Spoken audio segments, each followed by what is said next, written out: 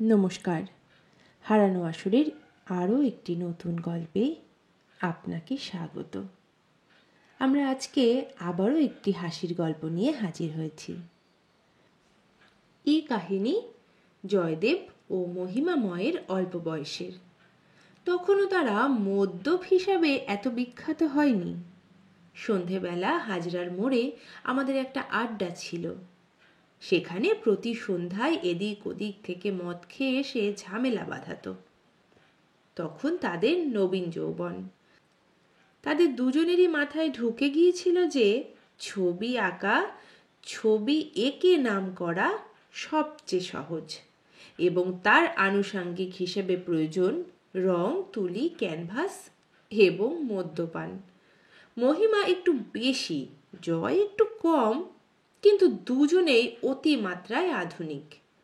মহিমার যে ছবিটি বিশেষ চাঞ্চল্যের সৃষ্টি করেছিল সেটি আমরা কিছুই বুঝতে পারিনি। বিরাট ক্যানভাসে হলুদ রং মাখানো, নিচে 3টে কালো দাগ পাশাপাশি। লাহিড়ী অবশ্য বোঝানোর চেষ্টা করেছিল এগুলো হলো পাপবোধ। জয় তর্ক করেছিল, তাহলে লাইনগুলো উত্তর দক্ষিণে না হয়ে পূর্ব পশ্চিমে হওয়া উচিত ছিল। এই তর্ক কোথায় শেষ হতো বলা যায় না, যদি না মজুমদার সাহেব যথাসময়ে অংশগ্রহণ করতেন। 5 মিনিটের মধ্যে আমরা পিকাসোতে পৌঁছে গেলুম। দক্ষিণ ফ্রান্সের এক মাঝারি জেলায় পিকাসো নামের 4 রকম বানান হয়। পিকাসোর পিসামশাই কলকাতায় ফ্রেঞ্চ ব্যাংকে 1.5 বছর কাজ করেছিলেন, কিন্তু তার কলকাতার টিকটিকি দেখলে গা কেমন গুলিয়ে উঠত। বাধ্য হয়ে অনিচ্ছা সত্ত্বেও তাকে কলকাতা ছেড়ে যেতে হয়। 2-1বার মল্লিক মশাই কি সব প্রতিবাদ করতে যাচ্ছিলেন, কিন্তু মল্লিক মশাই দৈনিক আড্ডায় আসতে পারেন না। তাই বোধহয় কোনো অপ্রীতিকর ঘটনা যাতে না ঘটে তাই চুপ করে রইলেন। কিন্তু কথায় কথায় মহিমা আর জয় খুব চটে গেল বললে কম বলা হয়, ভয়ঙ্কর ক্ষেপে গেল বলা উচিত। প্রসঙ্গত উল্লেখযোগ্য, জয়ের একটা বাজে অভ্যেস আছে। মদ ছাড়াও সন্ধেবেলায় একটু গাঁজা খায়। রাতের দিকে চোখ লাল থাকে, একটু বোম বোম ভাব যাকে বলে। মহিমা ঠিক সেরকম নয়, তবে সে কদাচিৎ স্নান করে। অনেকে বলে মাসে 1 দিন, মজুমদার সাহেবের মতে বছরে 1 দিন। সেও সেই দোল পূর্ণিমার দিন গায়ের রং ভোলানোর জন্য। মোট কথা, দুজনে একটু তিরিক্ষি মেজাজের, বিশেষত সন্ধ্যার পরে। ঝগড়াটা লেগেছিল মজুমদার সাহেবের সঙ্গে। গঞ্জিকা সেবী বা মদমাতাল তিনি কাউকে ভয় পেয়ে তর্কে রেহাই দেবেন এমন পাত্র নন। আমি আর মল্লিক মশাই মৃদু মৃদু হাসছিলাম। ঘরের মেঝেতে জল যেমন গড়ায় সেই রকম ঝগড়া গড়াতে লাগলো। কখনো খুব দ্রুত গতিতে, তারপর কোথাও কিছু নেই একটু থমকে কিছুক্ষণ আবার চুপচাপ, তারপর দুদিকে কেটে ছড়িয়ে পড়ল। একটা দিক খুব চিকন হয়ে ফুরিয়ে গেল। মজুমদার সাহেব বনাম জয়, অর্থাৎ সেখান থেকে একটা ধারা বেরিয়ে আলের মূল ধারার সঙ্গে জুড়ে তত্তর করে পাহাড়ি নদীর মতো ঝগড়া চলল জয় আর মহিমার মূল নায়কদের মধ্যে। 8 ঘন্টার মধ্যে জয় সম্বন্ধে আমরা এমন সব তথ্য শুনতে পেলাম মহিমার মুখে, আর মহিমা সম্বন্ধে জয়ের মুখে, যা ভাবাই যায় না। বহু গোপন তথ্য ফাঁস হয়ে গেল। দুজনের মধ্যেকার অনেক নিবিড় ষড়যন্ত্র। জয়ের যে গৃহপালিত কুকুর, ছবিটার আমি খুব প্রশংসা করি, আসলে সেটা নাকি আমাকে নিয়েই আঁকা। এতদিন পরে মনে পড়ছে কুকুরটাকে দেখে আমার কেমন মায়া হয়েছিল, কেমন যেন চেনা চেনা মনে হচ্ছিল। কোথায় যেন অনেকবার দেখেছি। এখন কারণটা বোঝা গেল। অন্যদিকে জয়ের মুখে জানা গেল মহিমার পাপবোধ ছবিটা নাকি মল্লিক মশাইয়ের চরিত্র নিয়ে আঁকা। হলদে রং আর 3টে কালো দাগের কি অর্থ তা এবার বেরুলো। 3টে কালো দাগ 3টি মহিলাকে বোঝাচ্ছে, আর তারা প্রত্যেকেই আমাদের অতি পরিচিতা। তাদের সঙ্গে শান্ত শিষ্ট রসিক প্রকৃতির মল্লিক মশাইয়ের এমন সরস সম্পর্ক থাকতে পারে আমরা কখনোই ভাবতে পারিনি।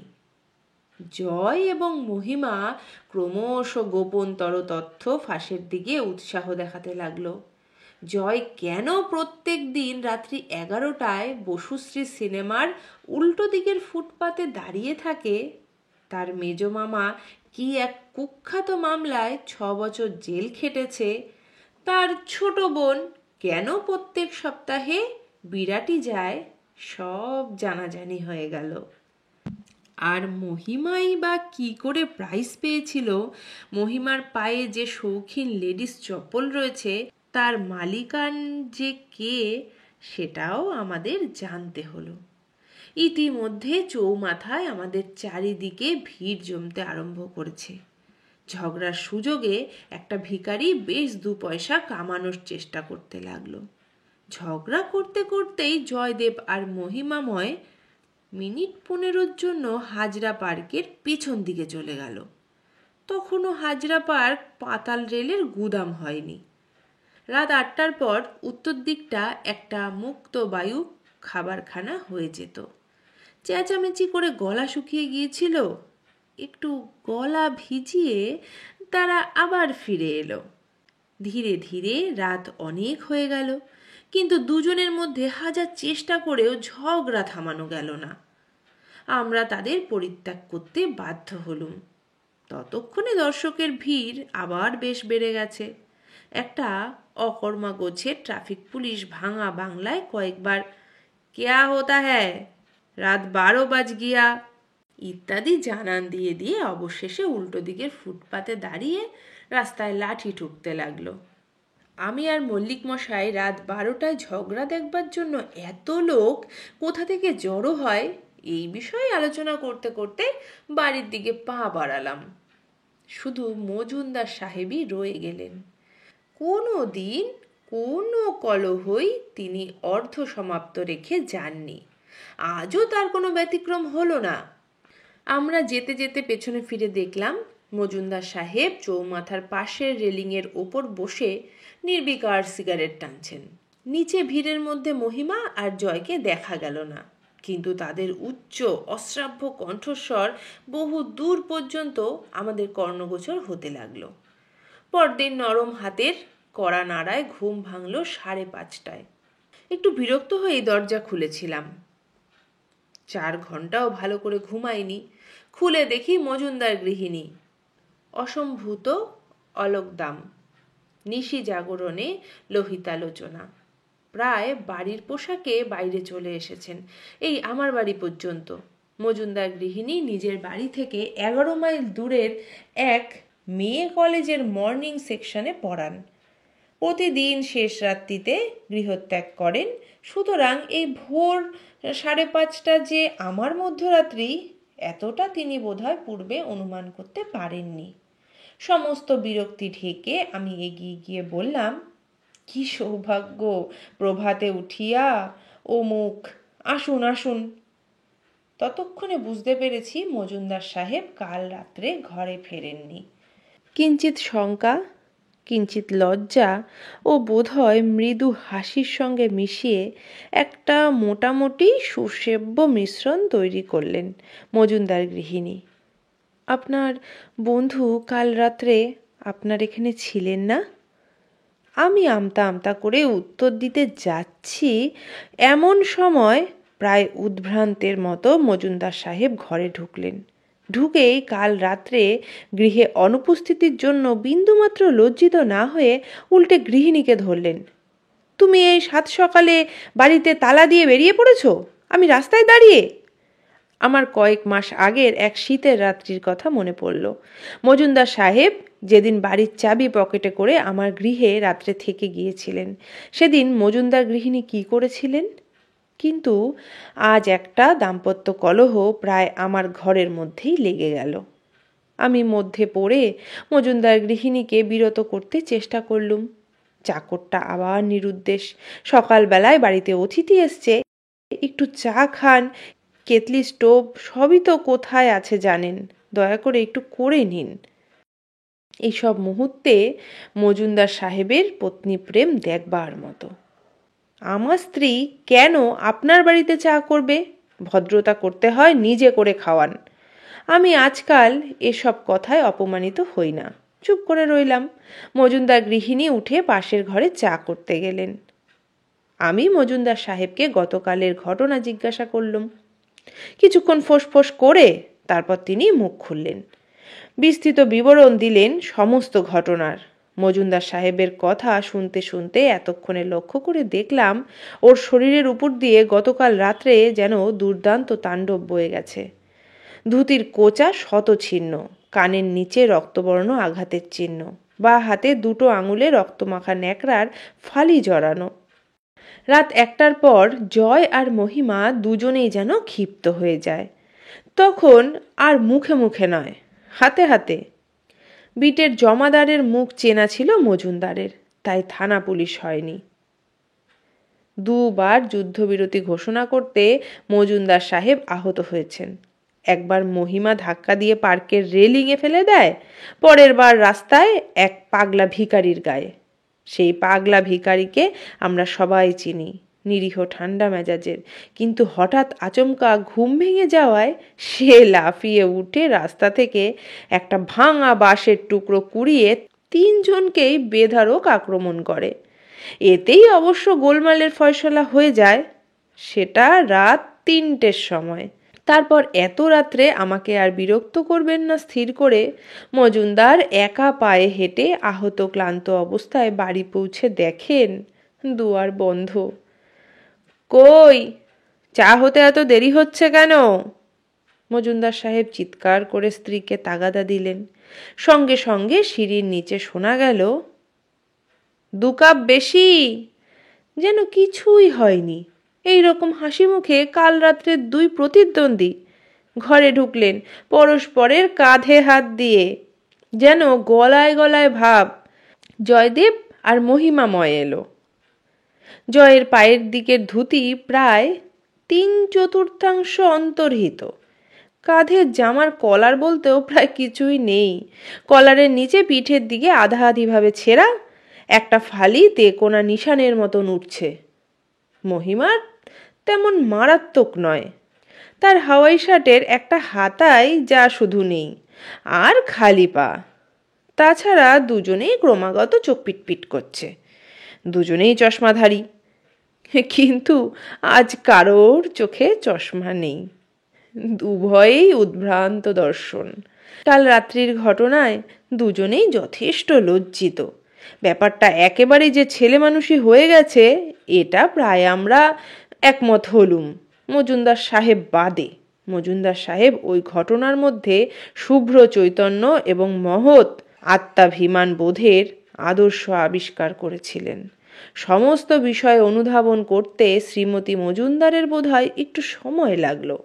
চা খেতে খেতে প্রথম কয়েক মিনিট তিনি স্থির হয়ে স্বীয় স্বামী এবং জয় ও মহিমাকে পর্যবেক্ষণ করলেন এবং তারপর উদাস দৃষ্টিতে জানলার বাইরের দিকে তাকিয়ে রইলেন। মুখে কোথায় একটা অনির্দিষ্ট বঙ্কিম হাসি। শেষে তোমাদের দুজনেরই চশমা হারালো? আমি জিজ্ঞাসা করলাম। জয় বা মহিমা কিছু উত্তর দেওয়ার আগে মজুমদার সাহেব বললেন, কিন্তু জয়ের চোখে তো শেষ পর্যন্ত চশমা ছিল, মহিমারটাই তো হাজরা পার্কে হারালো। জয় বলল, আমার তো ছিল চোখে যতদূর মনে পড়ে, তবে যা ব্যাপার ভোরবেলা উঠে দেখছি না, বোধহয় সেই সময় কোথাও পড়ে গেছে। হাতে একটা পয়সা নেই, এখন চশমা তৈরি করি কি দিয়ে? আর কি করা যেতে পারে? মহিমা উদাসীনভাবে জানালো, ও কাকু নামে সেই জার্মান সাহেব একটা ছবি নেবে বলেছিল, তা সে তো দিল্লি থেকে ফিরছে না, ততদিন অন্ধই হয়ে থাকতে হবে। চোখে না দেখতে পেলে কি আপনাদের ছবি আঁকার খুব অসুবিধে হয়? হঠাৎ মজুমদার গৃহিণী প্রশ্ন করে বসলেন। মজুমদার সাহেব ফোঁস করে উঠলেন, তুমি চুপ করো তো, এর মধ্যে তুমি আবার কথা বলছো কেন? একটু পরে জয় উঠল, তার সঙ্গে মহিমাও উঠল। মিনিট 10 পরে ফিরে এলো একা মহিমা। এবার তার চোখে চশমা। এই চশমা তুমি কোথায় পেলে?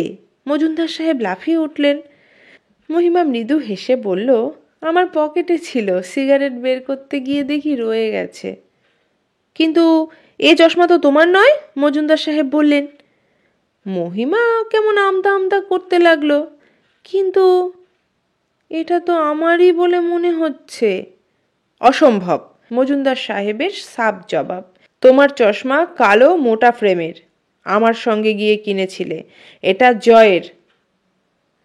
তোমাদের দুজনেরই কি একই পাওয়ার চশমার? কি করে তোমার চোখে জয়ের চশমা লেগেছে? আমি প্রশ্ন করি। মহিমা প্রথমে প্রশ্ন এড়িয়ে গেল। দ্বিতীয় প্রশ্নের উত্তরে যা বলল তার সারাংশ এই রকম, যখন চোখে চশমা থাকে তখন তো আর চশমা দেখতে পাই না, আর যখন থাকে না তখন তো দেখতেই পাই না। নিজের চশমা চেনা অসম্ভব। এ চুক্তি অনস্বীকার্য, কিন্তু একই চশমা দুজনের হলো কি করে? মজুমদার সাহেব গৃহিণীকে বললেন, তুমি বাড়ি যাও, আমি আসছি। তারপর আমাকে বললেন, আপনি আসুন, মহিমাকে নিয়ে জয়ের ওখানে যাই, দেখি জয়ের চশমার কি হলো। ব্যাপারটা একটু গোল মেলে, কিন্তু আমাকে উঠতে হলো। জয়ের ওখানে গিয়ে দেখলুম সে খালি চোখেই পিটপিট করতে করতে ছবি আঁকছে। এই চশমাটা কার? মহিমার চোখের দিকে চশমা খুলে জয়ের চোখের সামনে তুলে ধরলেন মজুমদার সাহেব। কি করে বলি, যেন ঈশ্বর বিষয়ে কোনো প্রশ্ন করা হয়েছে। এই রকম নির্লিপ্তভাবে ছবি আঁকতে আঁকতে জয় উত্তর দিল। আশ্চর্য!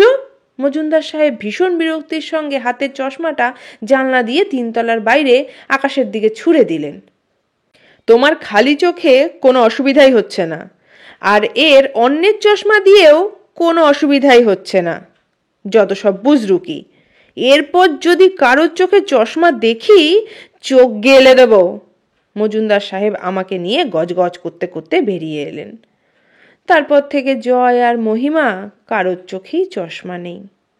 আর কি এক অজ্ঞাত কারণে দুজনেরই নতুন ছবিগুলো খুব সরল আর বদ্ধ হয়ে উঠল, এবং শেষ পর্যন্ত এতই সরল হয়ে গেল যে তারা ছবি আঁকা ছেড়ে দিতে বাধ্য হলো। নমস্কার, শেষ হলো আজকের নিবেদন। গল্প পাঠ ভালো লাগলে একটি কমেন্ট করবেন, আর যদি নতুন বন্ধু হয়ে থাকেন তাহলে সাবস্ক্রাইব করে পাশে থাকবেন। আজকের মতো এই পর্যন্ত।